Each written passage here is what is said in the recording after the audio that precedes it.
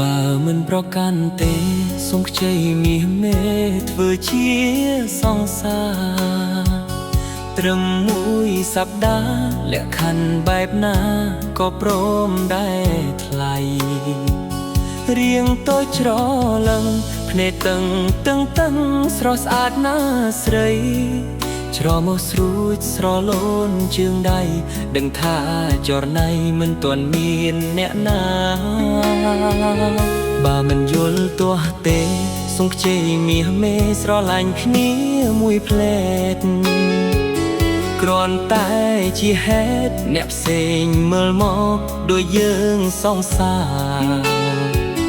ធ្វើដូចមែនតែនឲ្យគេច្រណែនយើងពីកាយាទៅបោះតង់ជាមួយជីវ៉ាក្តីសុខយ៉ាងណាស្នេហាកំប្លែ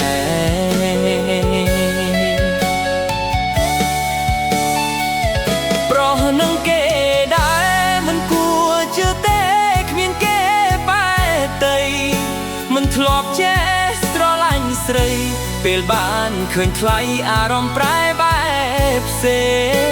ងចង់បាបួលវមើលសត្វថ្មជីវិតញ៉ាំហើយរួចគេងរូបភាពស្នេហាត្រឹមការសំតែងបំផន់គេឯងដាក់ការសង្ស័យ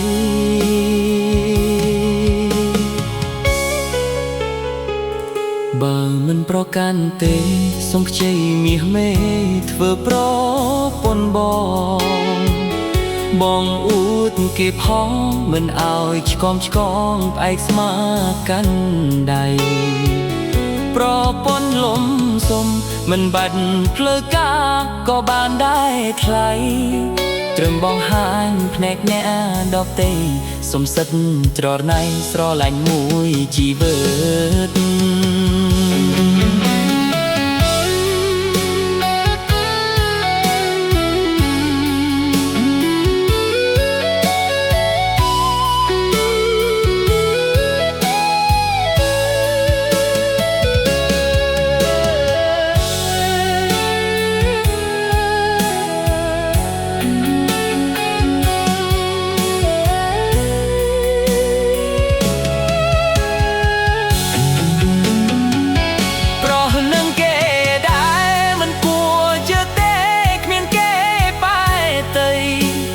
ធ្លាប់ចេះស្រឡាញ់ស្រីពេលបានឃើញថ្លៃអារម្មណ៍ប្រែបែបផ្សេងចង់បបួលវមើលសាក់ថ្មជីវិតញ៉ាំហើយរួចគេងរូបភាពស្នេហាត្រឹមការសំតែងបំផន់គេឯងដាក់ការសង្ស័យបើមិនប្រកាន់ទេសូមខ្ចីមាសមេធ្វើប្រពន្ធបងអួតគេផងមិនឲ្យឆ្កងផ្អែកស្មាកាន់ដៃប្រពន្ធផ្លុំលំមិនបាច់ភ្លឺការក៏បានដែរថ្លៃត្រឹមបងហាញភ្នែកអ្នកដទៃសុំសិតច្រណៃស្រឡាញ់មួយជីវិត